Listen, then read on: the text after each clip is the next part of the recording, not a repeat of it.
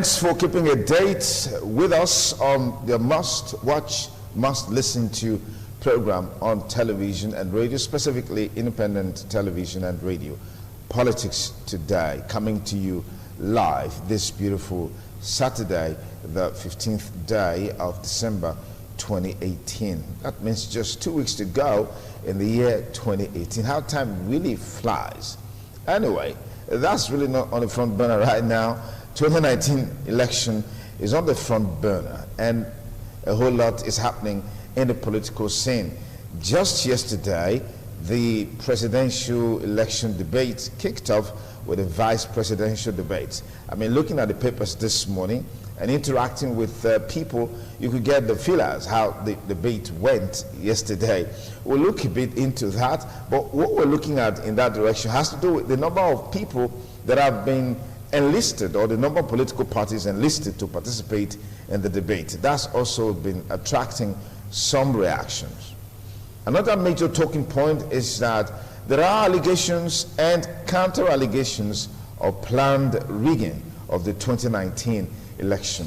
Yesterday, or this morning, the Independent National Electoral Commission accused the opposition party of hate speech against what it described as plans by the Commission in collusion with the ruling party to rig the 2019 elections. We'll also be talking about that. Earlier in the week, we saw the signing of a peace accord amongst the presidential candidates. Initially, some presidential candidates did not participate in the peace accord signing ceremony, but somewhere along the line they changed their mind, did a detour, and of course eventually signed that document, which some have also applauded.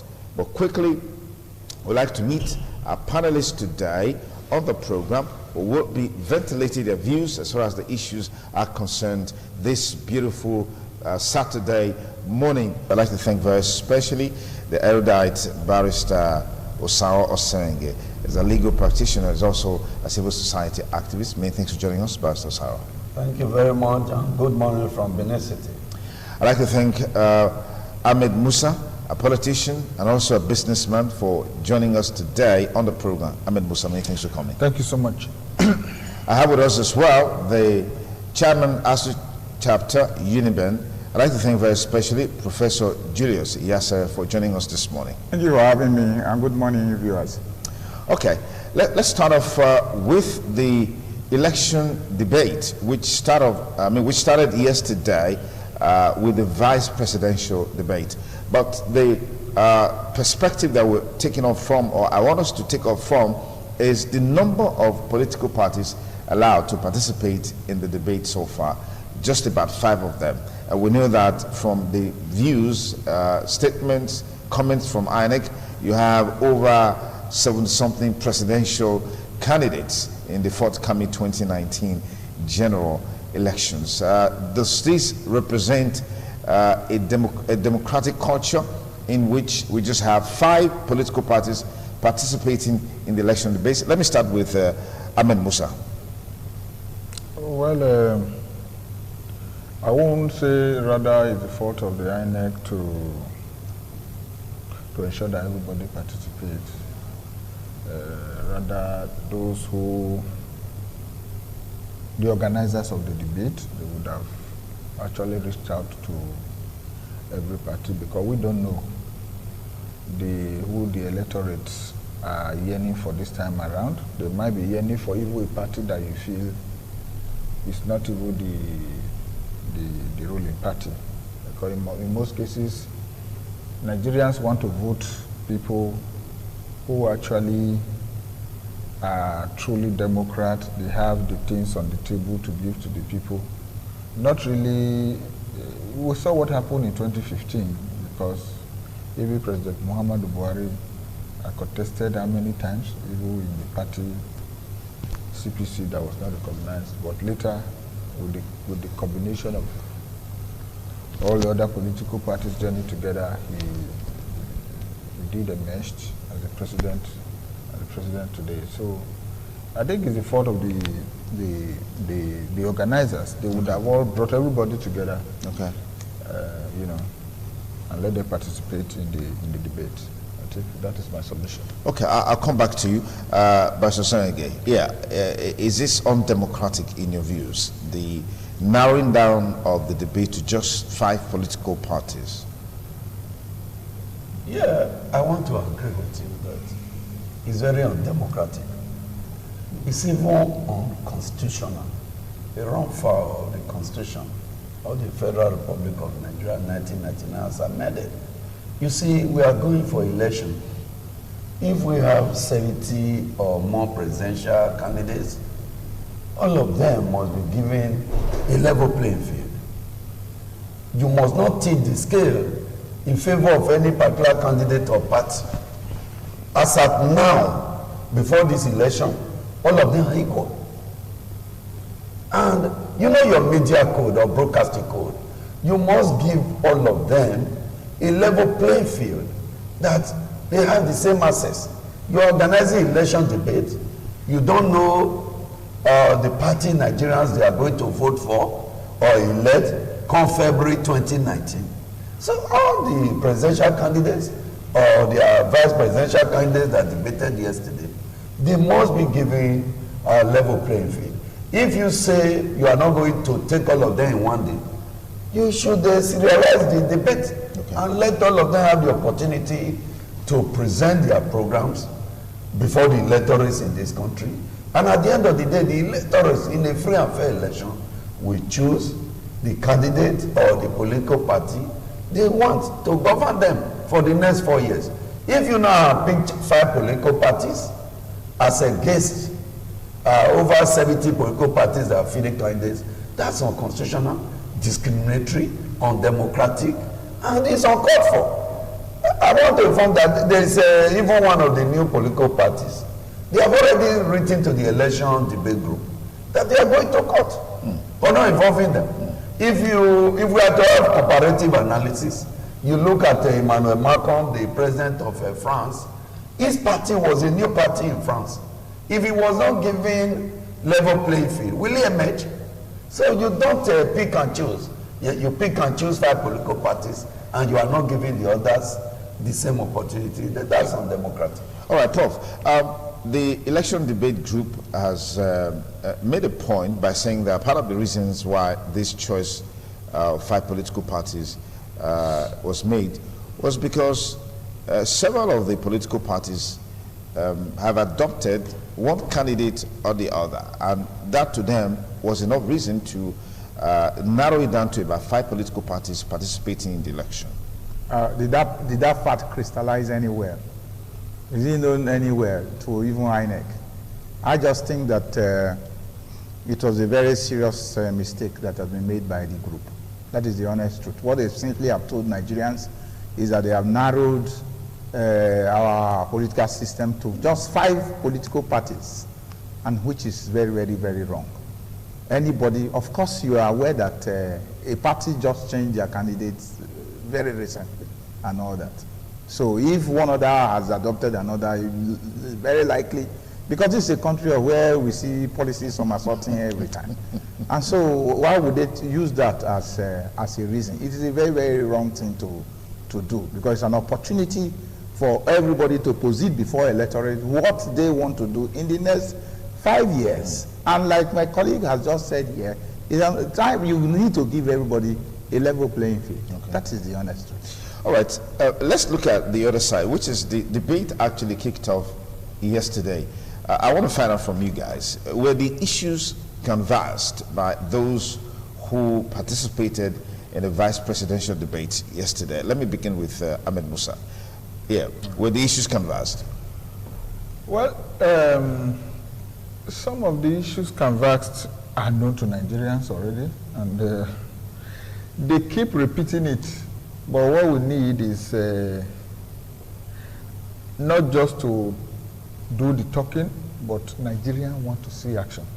But like my colleague was saying, before you came in, we tried to trail all they were saying. We discovered they both did well in their talking, because both Peter Obi and Oshibajo, they are well known in Nigeria economically grounded. So they try to talk about the economy and all of this. But myself and a barrister, we say, well, that is not what we think the Nigeria populists want. What they need is action, and let Nigeria keep moving. Okay. Barrister Sarah, yeah, you want to comment on that? Yes. Yeah, I want to say that for the vice presidential candidates, their participation last night is commendable. It's commendable, especially the two young ladies. You know, they belong to very new, one is known as a young progressive party. She's 37 years old. They didn't suffer stage fright. They came on the national scene and they took the debate head on. You know, they tried to push Professor Yemin Osinbajo, who is the serving vice president. They tried to push him back and push him on the defensive. But like I told my friend before we started this program, Professor Yemin Osinbajo is a very brilliant scholar, very brilliant. It's my personal wish that I wish he was the presidential candidate of the APC and Buhari is the vice presidential candidate. Yeah, because he's very brilliant and he showed it yesterday. Even Mr. Peter Obi, very brilliant, he showed that he's very grounded on economic issues. You know, I saw both of them yesterday as looking at issue from different sides of the coin, the same issue. They were able to narrow the issues yesterday to economy, security, and job creation. Okay. I think these are burning issues that are affecting millions of Nigerians. The economy we have today is in a comatose position.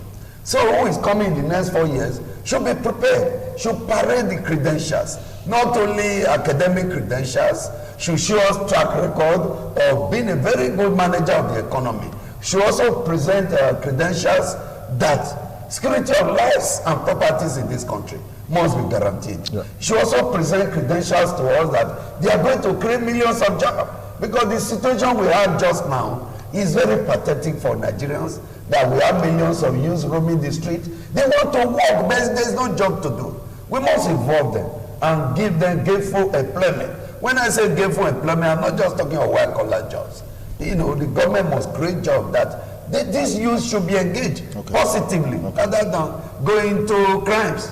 You know, so I commend the 5 vice presidential. All right, Prof, you shared the same views on the outcome of the vice presidential debate yesterday at canvassed by our first. You know, I was not here off air when that discussion took center stage.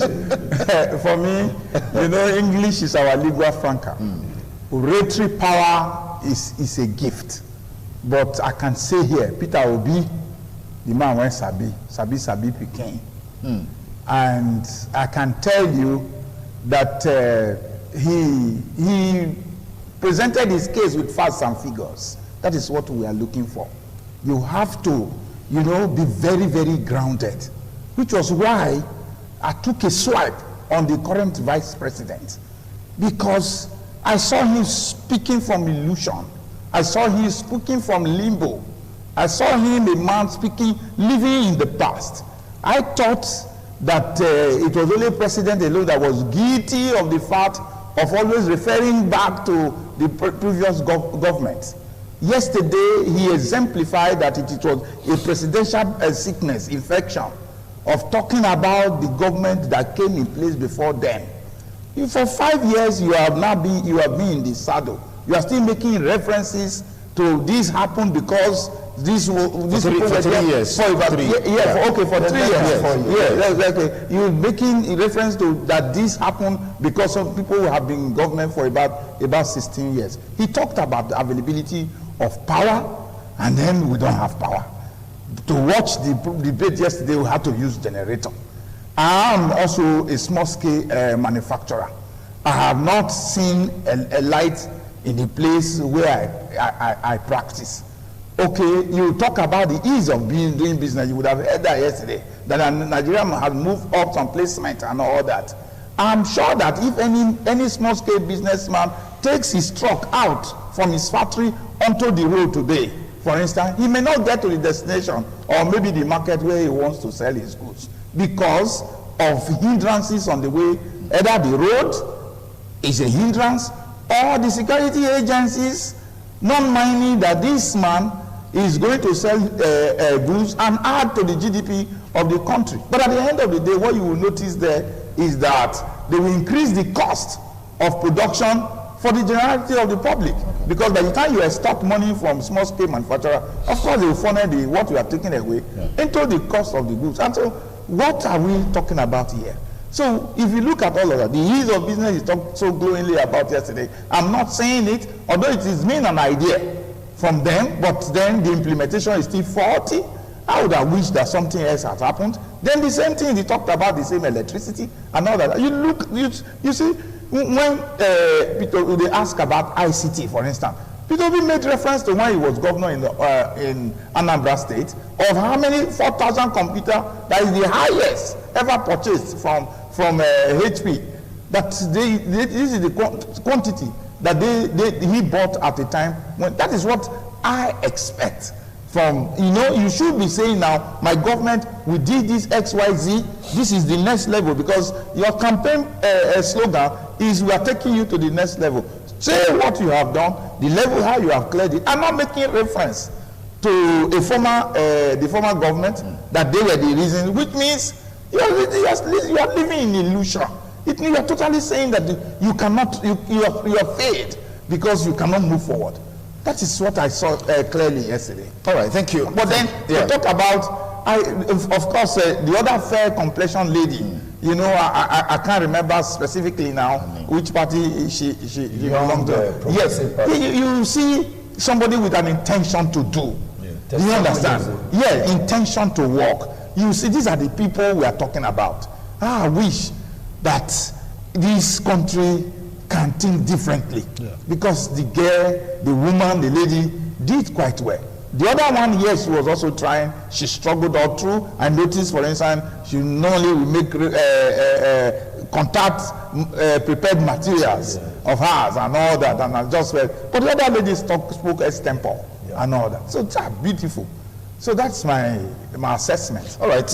Just before we wind up on this, Barrister Osaro, debate, has it really had any impact in the election, even from history? Has it ever had impact on the outcome of elections? I dare say that it has had little or no impact in Nigeria, because that's what we are talking about here.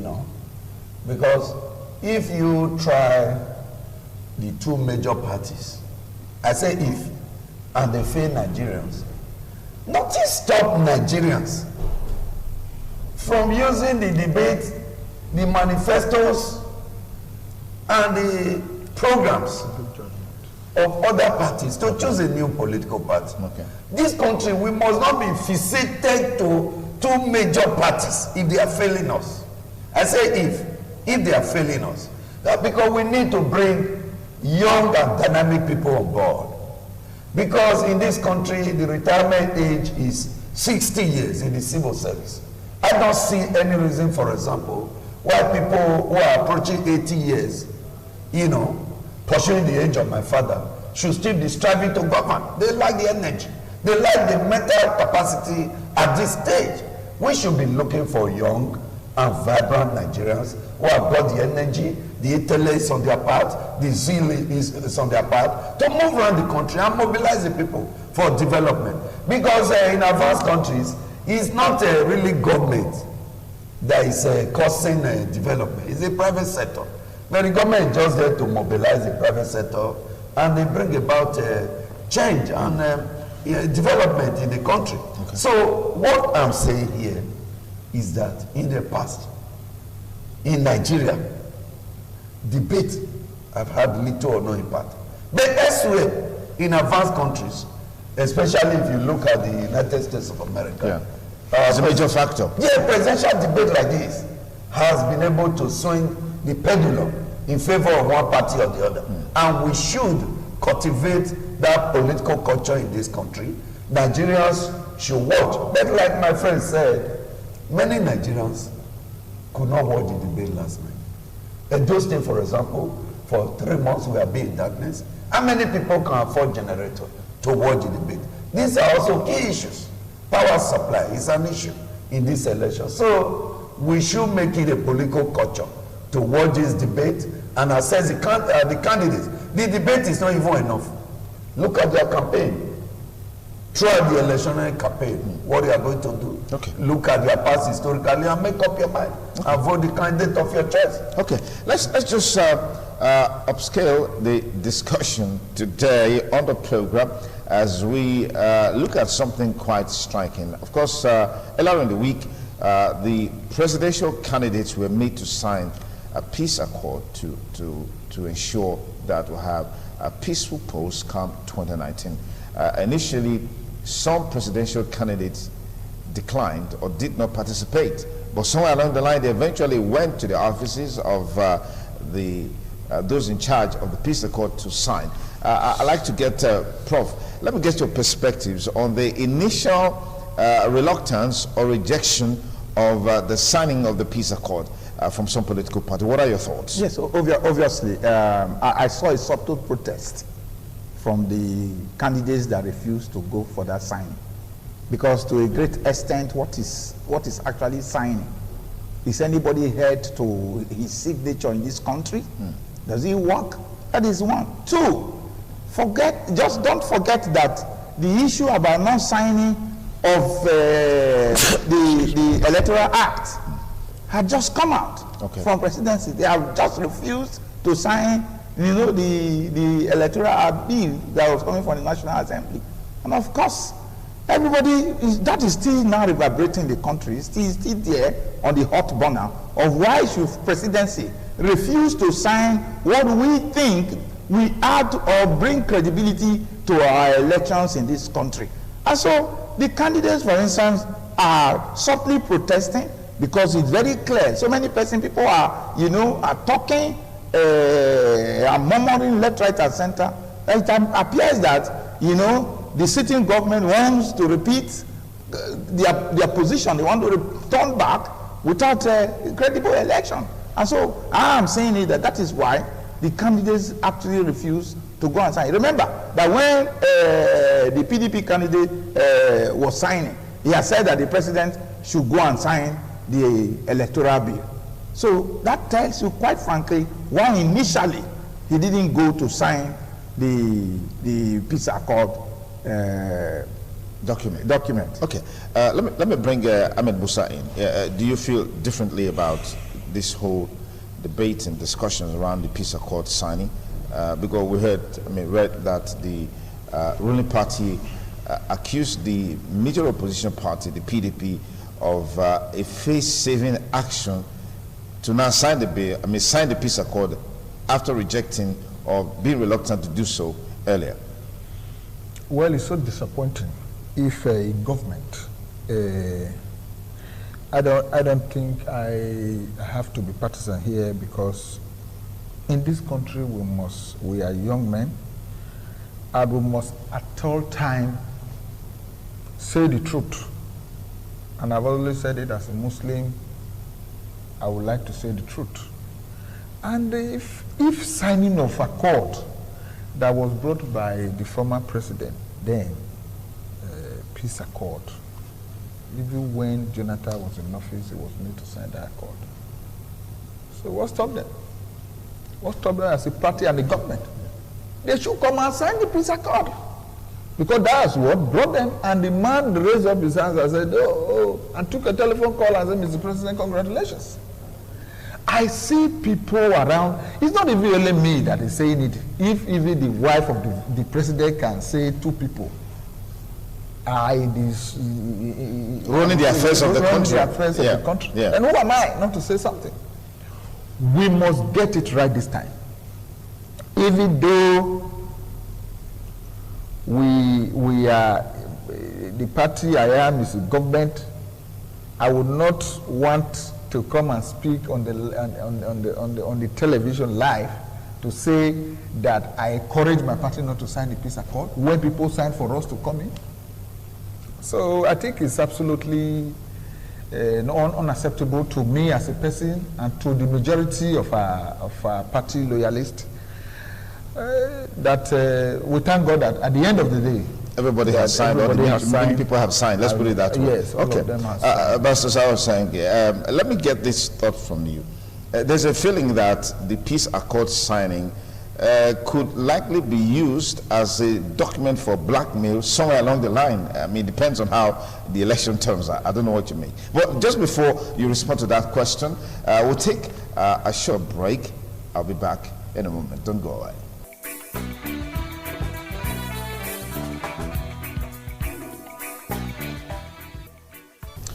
Thanks again for rejoining us on the program Politics Today on independent television and radio. Vice Salsang, yes. Contrary to the allegations, signing of peace accord is not a waiver of the right of every political party. Okay. Signing peace accord before the election is ceremonial. Not only ceremonial, it's also an undertaking that all the participating political parties, they will keep the peace during the electionary period or process. Okay. Starting from the campaign to the election to declaration of results to the period after the declaration of results. Okay. That everything you are going to do, you must do so peacefully and lawfully. That if you have any misgiving about the process, about the election itself, about the result, you must resort to the rule of law. That's what it's about. Okay. So those that didn't sign, the excuses they gave was that they were not informed. So when they now got the information, they signed later. But contrary to the allegation, President Muhammadu Buhari signed of APC. He signed. And all the parties, they have now signed. And that is good for us. Okay. In 2015, all the parties also signed this peace accord. That's why I told you it's ceremonial and also a prelude to the election that parties, they have undertaken to keep the peace, be law-abiding, and play according to the rules.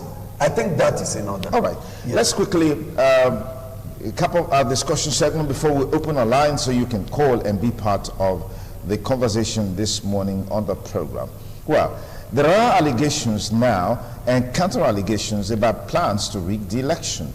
The PDP is accusing the ruling party and INEC of planning to create illegal, what they call illegal polling centers in the fringes of the northern part of the country, which they have called IDP polling centers. Okay, even though INEC has come out to deny that.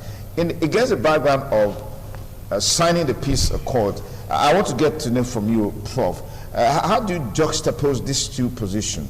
Accusations and counter-accusation. INEC this morning is saying that is accusing PDP of hate speech based on the statement relating to illegal police centers, which they have denied. I'd like to get your thoughts.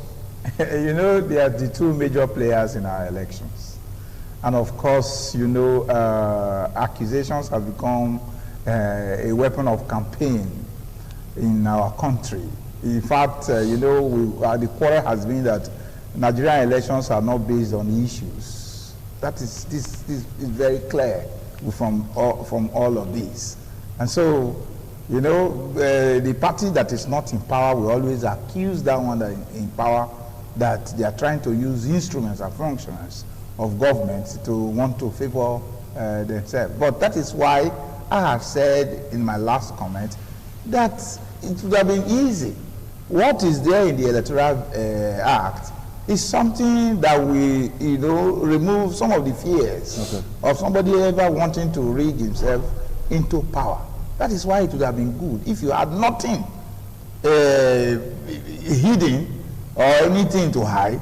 You are gone to sign. So that is what I was actually talking about. If you are open, go, sign, and then let everybody have the amendment. Yes. Which is what the National Assembly had presented, and the issue about vetoing and all that is now. Okay. Let me get this. I want to disagree with that. Yeah, so, that's what bringing you up to speed. I want to disagree. Which aspect are you disagreeing on with? The issue of signing of the amendment to the Electoral Act. Okay. You see, I had to take a side at the National Assembly for being dolent and a total failure. That's excuse me, my opinion. Let me justify. Hold on. Your opinion must be according to the rules of our game. Let me justify what I'm talking about. Yes. Is that I in serious National Assembly, introduce an amendment to an electoral act less than 2 months before a general election. It's not done anywhere. What they have done is that the football match has started. They are shifting the goalpost. At this stage, less than 2 months before a national election, you have the whole 4 years to amend the electoral act. They failed. If you watch their sittings on TV, all the chairs are empty. They don't attend sittings in National Assembly. And you are amending electoral act less than 2 months before the general election. Excuse me, sir.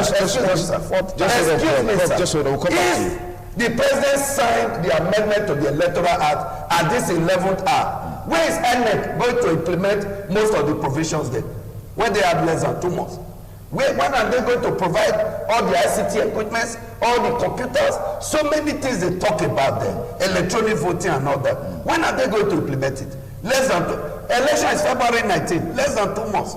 So February 16. February 16, thank you very much. Yeah. So the National Assembly, they should take the blame for being indolent, and they are the highest paid in the world. They don't work, they don't attend sitting. No, let's not get personal. Let's not get personal. I'm not personal. No, when you say they don't attend, when you say they don't attend sitting, that's not correct. You are not there. The chair has to know why they are not sitting. Excuse me, sir. Yes. The point I'm struggling to make here is that what are they amending? You are blaming the National Assembly for that election. Blame for the president nonsense. Let me get less than 2 months before. Let me get Ahmed Musa. When are they going to implement it? Yes, Ahmed Musa. I don't think I really want to make much comment on that. My own is let the president sign the bill. Whatever I sent to you, whether I send a day to the election, you should sign. We are Nigerians. Yes, now are we not here? We are Nigerians. It should sign. I won't say because I want to vote for him tomorrow. If no, my brother. Just hold on by yourself. No, I want to let it. My brother. Yes. This is democracy. Yeah. We are not in the military era. Yeah. This is democracy. There are things you even do.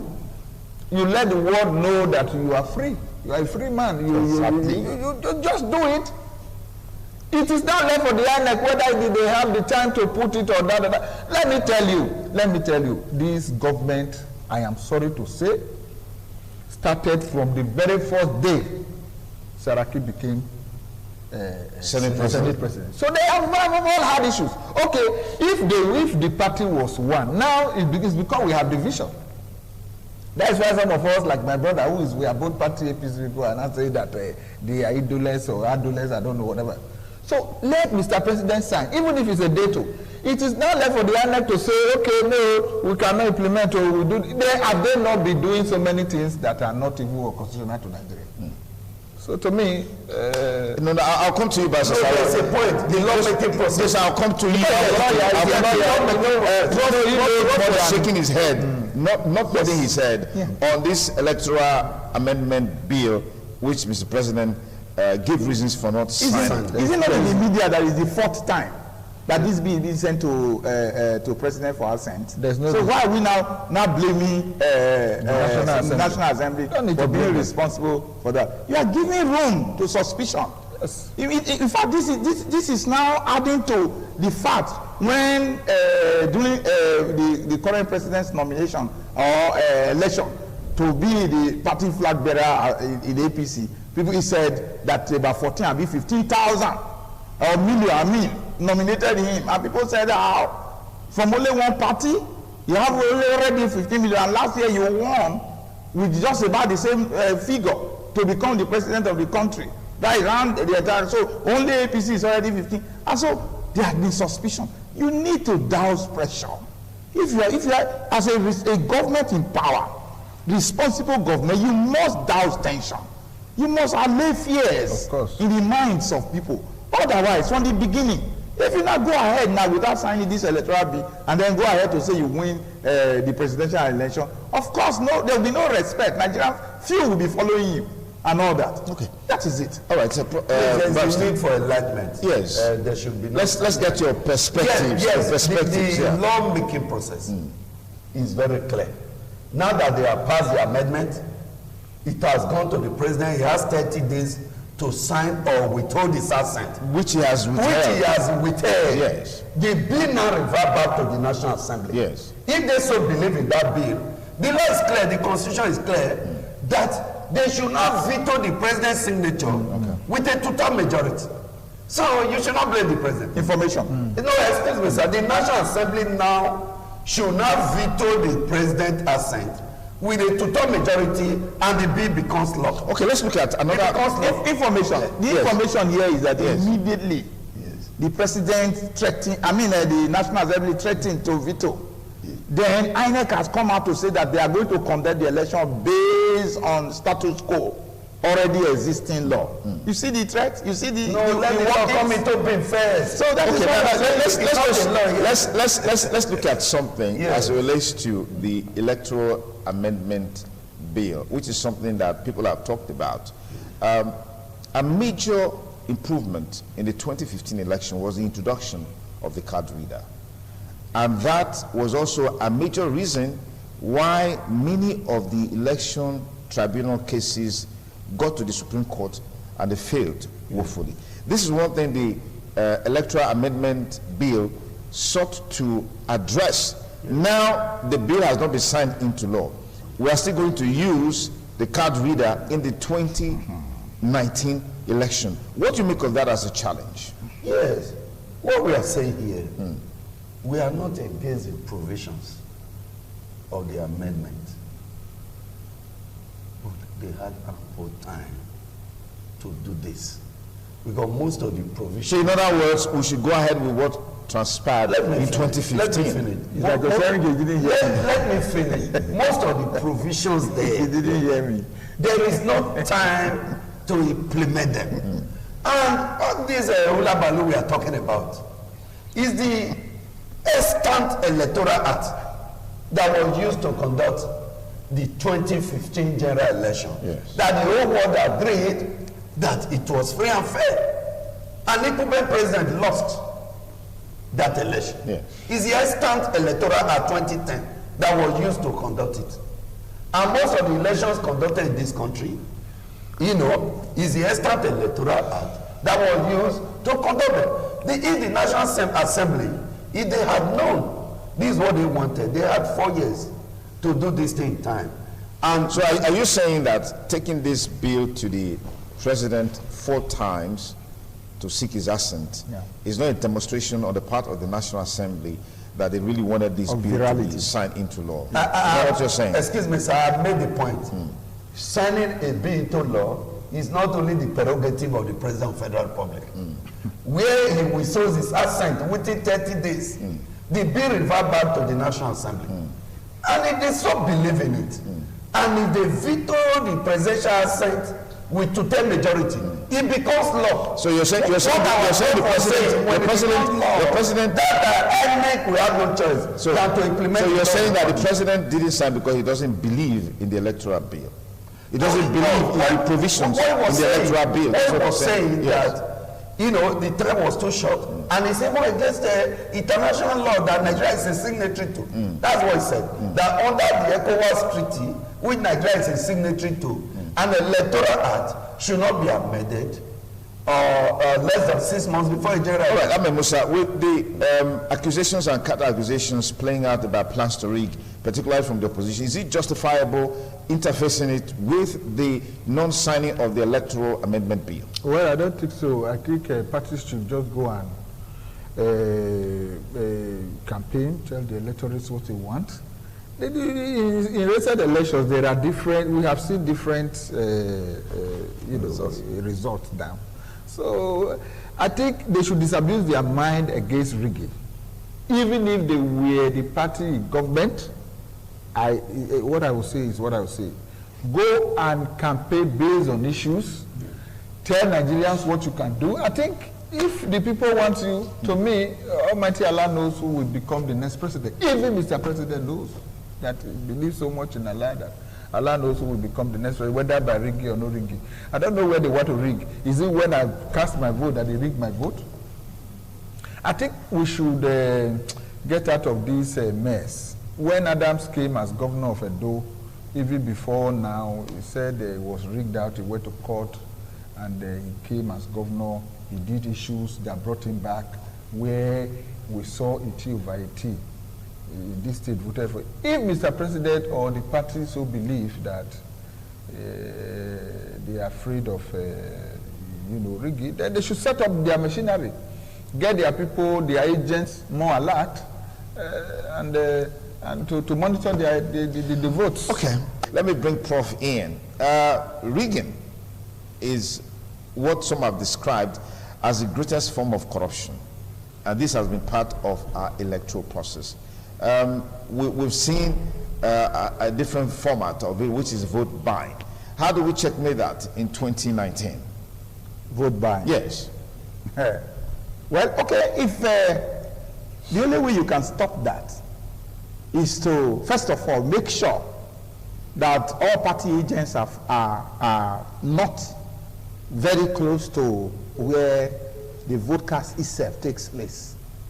That is the first thing. Number two is the agents, government agents, that is security agents, must be well schooled. And then I think they need to reconscientize those people to let them know that they are also citizens of this country. Thank you. Well, this is where we draw the curtains on the program today. Just to remind you that every view canvassed or expressed here is entirely that of the one expressing it or canvassing it, like we've had our panelists here and even some of our callers. They are not in any way the views or opinions of the station. We want to thank you for your time with us on the program today. Prof, thank you so much for honoring this invitation, even at such a short notice. Truly appreciate you. Barrister Sarah Senenge, thank you so much for coming on the program. Thank you. The National Assembly should veto. Ahmed Musa, we appreciate you for joining us as well. Thank you so much. That's it on Politics Today on independent television and radio. My name is Sonny Duke, of course, your host on the program. Be sure to join us next week, Saturday, and we should bring you another exciting edition of the program. Till then, stay blessed. Please ensure you go get your PVC if you're yet to do so. Bye for now.